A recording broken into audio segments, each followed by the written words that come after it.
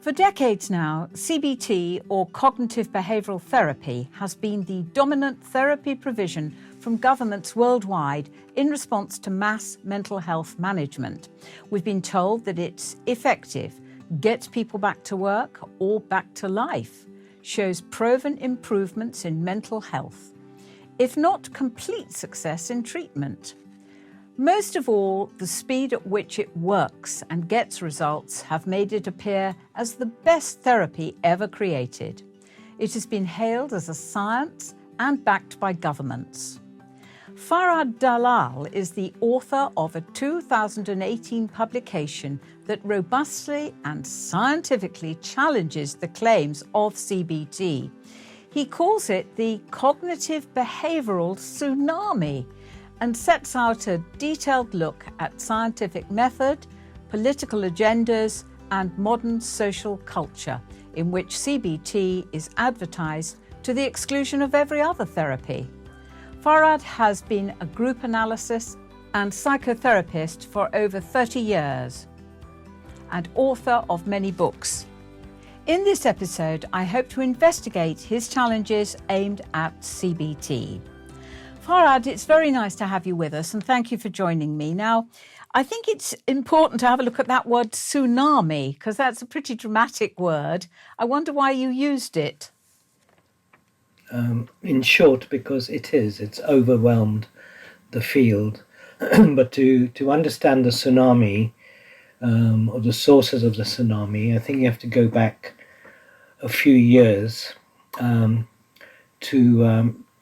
Martin Seligman, who's the happiness guru, well known for that, psychologist, clinical psychologist. And many years ago, he did these experiments with dogs, in which he subjected them to electric shocks until they gave up. And then he put them in situations, and they couldn't escape. They put them in situations where they couldn't escape from the shock. So eventually they gave up. Then he put the dogs in situations where they could escape, and they didn't. And he called this learned helplessness. And he then said that this was a form of depression. And and as I say, he's the happiness guru, and so he positioned depression as the opposite of happiness. Fast forward several decades to Lord Layard, and he's an economist working at the LSE, and he has an interest in unemployment. But also happiness. He's a utilitarian. So he says government policies should not just be about money, it should be about making people happier, which all sounds well and good. Yes. Should I go on?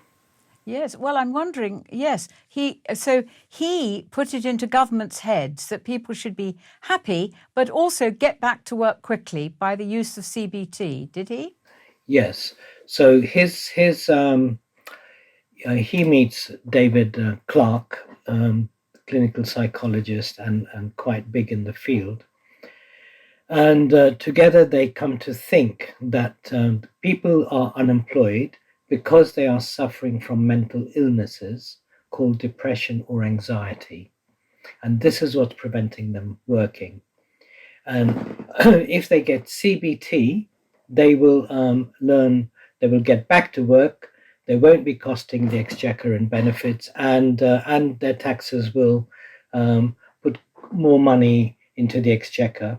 And the figures they gave were that to set up this whole system would cost about £500 million, but the government would get back £12 billion a year because of the gains. And so ultimately, I think it's the economic argument that swayed the government. So as things stand, let's talk about the man who may be watching this, who is depressed. He's been to his GP, and his GP said, oh, good, well, in a few months, you'll be able to get some cognitive behavioural therapy, and you'll only have to go for 6 or 8 treatments, and you're going to feel better. So what would you say to him? My first problem is in the way it's phrased, that the person who's depressed has a mental health problem. They have a mental health problem. It's something inside them that is the problem. Whereas in today's day and age, it seems perfectly sane and rational to be depressed or anxious or troubled. So the basic idea that you should be happy, and if you're not happy, you are suffering from a mental illness, is the problem. But you see, if you said, a lot of people watching this are going to say that they have equated the two. They aren't happy, but they're also depressed, and they've been put on antidepressants by their doctor.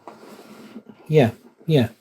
Because I'm not saying that people don't suffer. People do suffer, but the way that the reason for the suffering, the way it is characterized, is the problem. In my view. Can we just look then at this cognitive behavioural therapy? So this man, he goes for his 6 to 8 treatments, and what is your view of what he goes through? Does it have any positive benefits? I'm sure some people are helped by it. I don't doubt that. But if you think we need to slow down a bit to just look at what the treatment is. So the way the treatment is characterized in the CBT books and so on is in the following way. They say there's an event. I have a cognition, I have a way of thinking about the event, and then that produces an emotion. So we have this linear line: event, thought, feeling. And their belief is that it's the kind of thought I'm having gives rise to the kind of feeling I'm having. So if I'm having a negative thought, like I'm not a good person, it will produce negative feelings in me. And what the treatment does is that it trains people to replace their negative thoughts with positive thoughts in order to have positive feelings. And although it sounds sort of a bit glib, I don't think it's any more sophisticated than that. So some people might say to you, but if by magic you can change negative thoughts, that's what everybody seeks, isn't it? Because certainly our thought processes do cause us a lot of harm if they're negative. Well, two things there. One is, if it helps you, good luck. I've got no drum to beat there. But to say that, I mean, what would we call a negative thought, right? So if I'm well, like you said I'm not a good person. That's a negative thought. Right. So what CBT would do then with that is that it would essentially, it uses rational argument. It says, well, what is your evidence for that, and so on. So it teaches me to test that thought, and then once I'm rationally convinced that that is no longer the case, I won't have those sorts of thoughts. But as we know, we don't just act rationally. People know, for example, that smoking is harmful and it kills you, but that doesn't stop people smoking.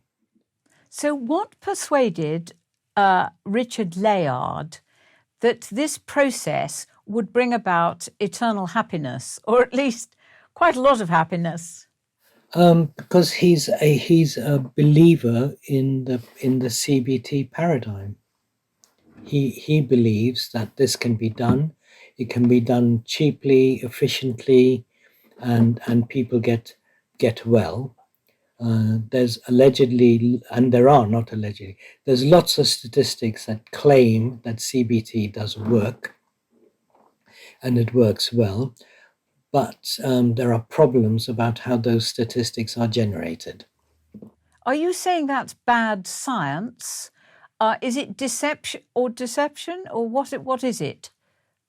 Well, the subtitle of my book is Managerialism, Politics, and the Corruptions of Science. So Ben Goldacre used the term bad science, and bad science can be forgiven because, people do bad science as mistake or sloppy science. But I think it's a corruption. I think it's bad science that's deliberately presented as good science. So I call it a corruption. Did they do any research work on relapse rates? There is a lot of research on it, but all the research tends to be skewed.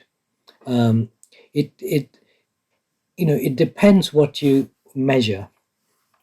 That's the issue. What do you actually measure? So when somebody called Shedler researched outcomes from CBT and psychodynamic therapy, he found that the outcome of psychodynamic therapy was as good, if not better, in many cases than CBT.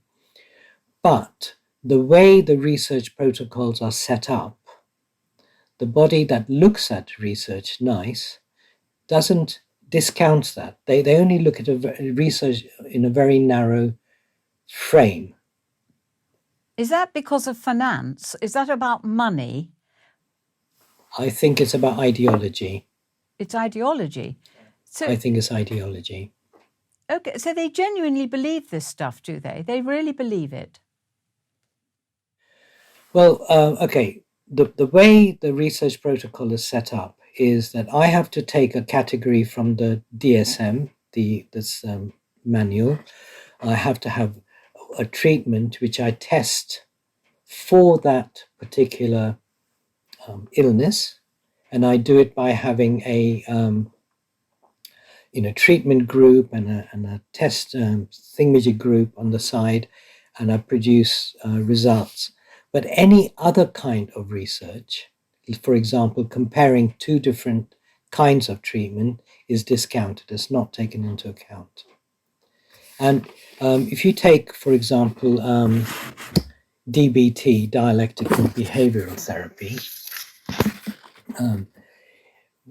it came out, and within 10 years there were about 20 papers are showing the efficacy of DBT. But then a researcher looked at it and discovered that the original research was based on a body of about 40 people, with about 20 getting DBT and 20 being the control group approximately. And then the 25 papers that came out over the next 10 years were written mostly by the original researchers, looking at this original piece of evidence, as it were. So in the field, it looks like you've got a very positive outcome for DBT, but when you actually look at the research, it's highly suspect. But that is the kind of evidence they will look for. It's interesting that since In These Times started, the two interviews I can think of, let me start with Andrew Samuels. When I asked him who would benefit from the National Health Service CBT, his answer was virtually no one. He went on to say that the people operating this system weren't up to scratch and the manuals weren't, and so on. When I put the same question to Previn Karian, he said he thought actually for people to dip their toe in the water of mental health, so to speak, to start the process was no bad thing. He wasn't backing CBT, but he thought people had to start somewhere. They had to do something that was on offer. Yeah. I just have a immediate hesitation as soon as you use the word mental health. Dip your toes into mental health. What does that mean? Well, those are my words, not his, I hasten to say. I wouldn't, but dip your toe into the system of getting you well, I think was what I meant to say. Yeah. If you're depressed, if you're anxious and depressed. Okay, what is the basis of saying somebody's anxious and depressed? And the way that is done is that you will go to your CBT therapist, they will give you a questionnaire, and they will ask you questions like, do you have trouble sleeping? Do you have various things like that? How many, anyway, without going into the detail of it. And then you score these numbers. And then if your number is more than 10, you are said to be suffering from something called clinical depression. And if it's below that, you're not. So it's not a very convincing way of talking about human existence. I would like to spend hours with you on the philosophical side of, it is normal to feel down in life. Life is not a straight run at things, but, what constitutes depression? I think the other point Andrew Samuels made was that state CBT is not fit for purpose, but private CBT might be. Would you go with that? People are helped by all kinds of things. It's certainly in the state sector. So the original research, they would say things like 24 sessions of CBT. But because of cuts and so on, the number of sessions gets shortened, or reduced, I should say, down to 12, sometimes down to 6 sessions. The duration of sessions also gets reduced and reduced and reduced. And so, although it's supposed to be evidence-based, what's actually delivered is a poor shadow of what the evidence allegedly says. And I have a problem with the evidence in the first place. So, okay, if somebody spends a year giving you CBT as opposed to 6 weeks, it will be more beneficial. But there's another thing here, which is that research shows that, for example, you might have the experience like I have. I go to the GP with some ailment, I have a bit of a talk, I come out and I feel better. Without having taken anything, I have come out and felt better. And what research shows is that any intervention, you feel better for it. Whether, whatever it is, even placebo, you feel better for it. So if I'm getting something that's a treatment, it will help me in some way, but not necessarily because of the treatment. No, I think we're hearing that a lot in these times. A lot, that if people can just be heard, they show improvement. So what, in an ideal world, if the money was no problem to the government and nice, if somebody is suffering from clinical depression, which you'd say, yes, I think this person really is in a bad way, what do you think works? What is most likely to work for them? Because it's not CBT, is it? Talking. Simply talking. And I wouldn't even want to say this school works better than that school.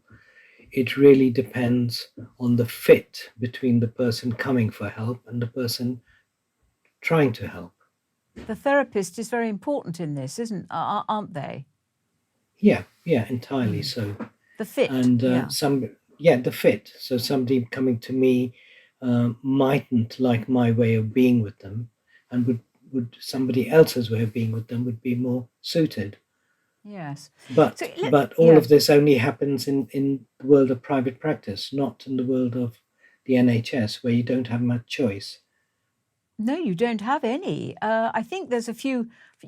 Sometimes they do phone calls to people who are very depressed, but they're again very short, aren't they?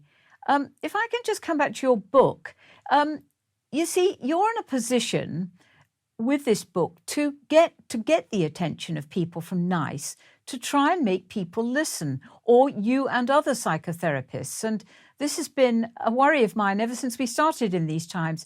You all have the power to make these people listen because you're all highly qualified people. But what's happened with your book? Has anybody in power read it, done anything, said anything? I think essentially it has no impact at all, because it is only a certain kind of evidence that is taken account of as evidence. Everything else um, is as though it doesn't exist. Um, bigger and better people than me, Joanna Moncrief and Sami Timimi, for example, went too nice with evidence and so on.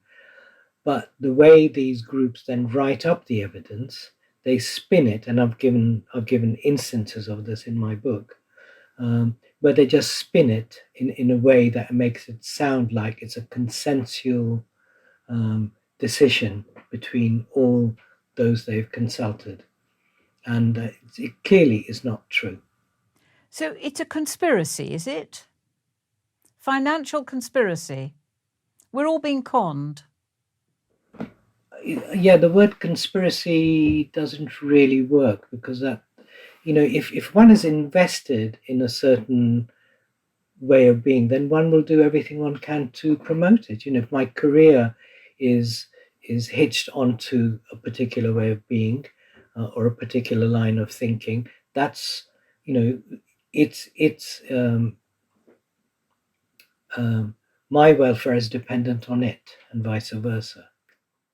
But yes, I mean, I'm getting at people telling lies, really, about there is evidence to show that 6 sessions of CBT do not work.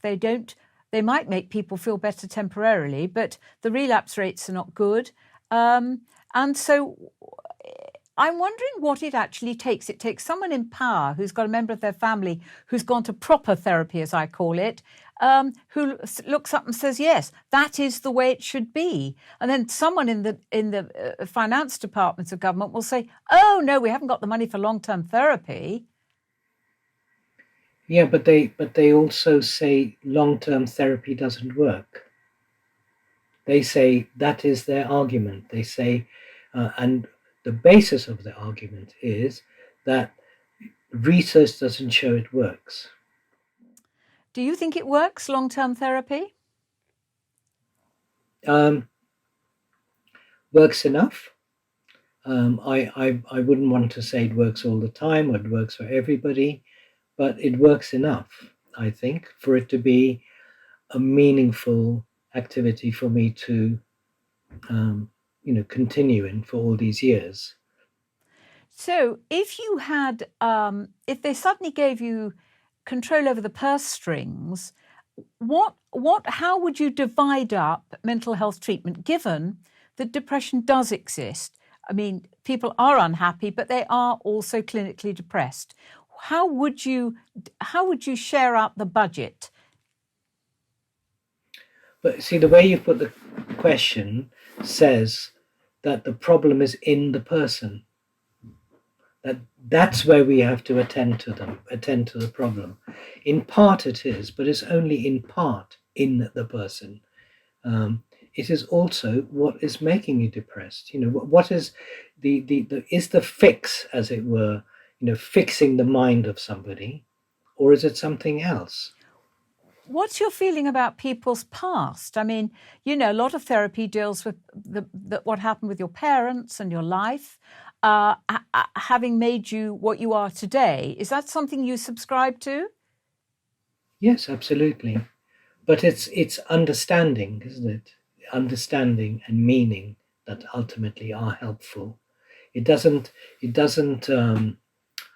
If I have more of an understanding of why I get anxious when speaking to men, say, I understand something about that.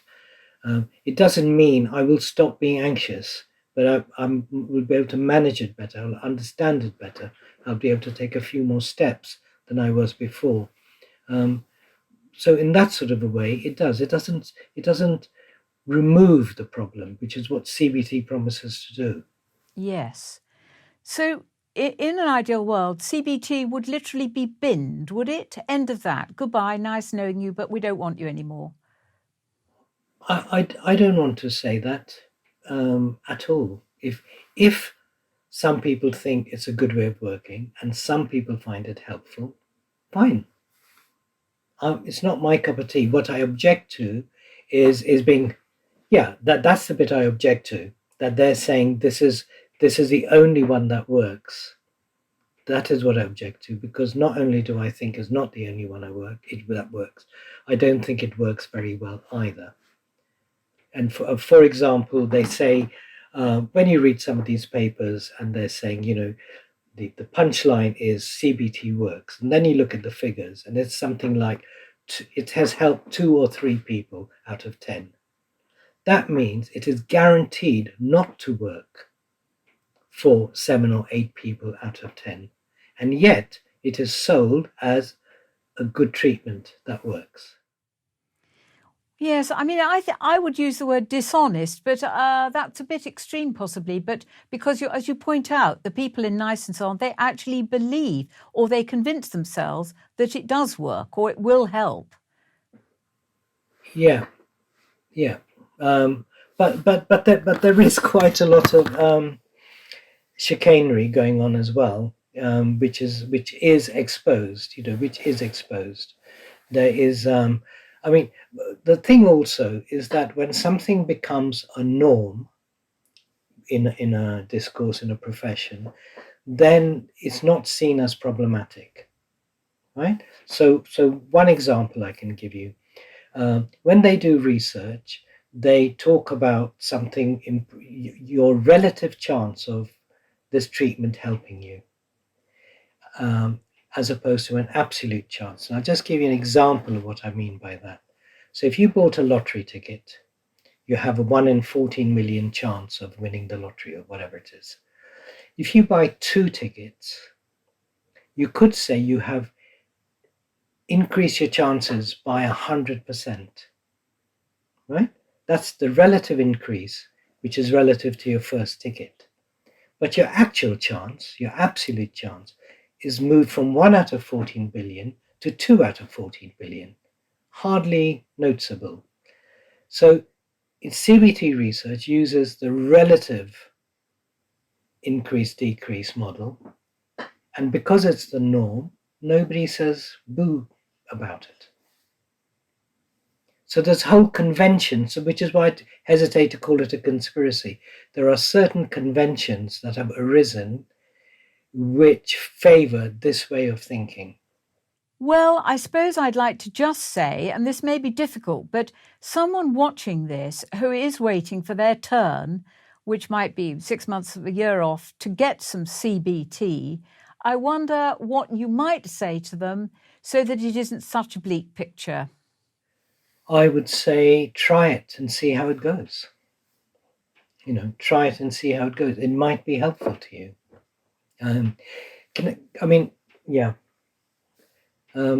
Give you another illustration. If I can give you an illustration of why, a way of thinking of what is problematic about CBT. So we went to a conference on happiness some years ago, and as we came in, there were people with placards saying, "Get free hugs here." Okay. And the reasoning behind that is they've done research and they've seen that people who are happy have more physical contact than people who are unhappy. So then they reverse engineer that, saying, well, if you have more physical contact, you will become happier. And that is like saying, noticing, happy dogs wag their tails. If you teach an unhappy dog to wag its tail, it will become happy. And I think that summarizes the CBT ethos. That's a beautiful way to end. That is so good. Thank you very, very much. I don't think we've completely put the dampers on anybody going for some treatment, but we've certainly opened their eyes. And thank you so much for joining me. Thank you so much. Thanks. Bye-bye.